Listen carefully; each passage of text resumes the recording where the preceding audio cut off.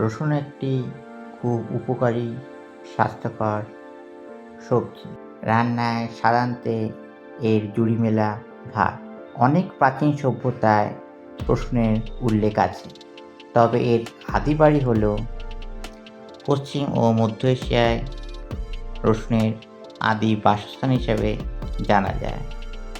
পরবর্তীকালে রসুন ভারতে এসেছিল প্রায় ৬,০০০ বছর আগে। ৩,০০০ খ্রিস্টপূর্বাব্দ নাগাদ ভারতীয় বণিকরা রসুন নিয়ে ব্যবসা করতে যায় ব্যাবিলনে। এই কথা ভুললেও চলবে না যে মিশরীয় সভ্যতায় রসুন যেরকম রান্নার কাজে আসত, তেমনি ওষুধ বানাতেও কাজে লাগত রসুন।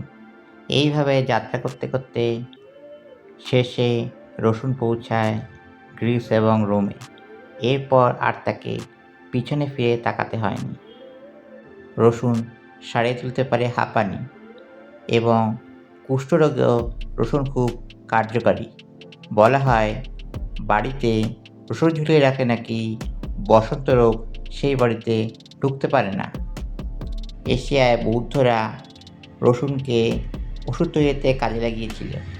এমনকি ১৮৫৮ সালে একটি গবেষণা প্রমাণ করে যে ক্ষত সারানোর কাজে রসুন খুব কার্যকরী।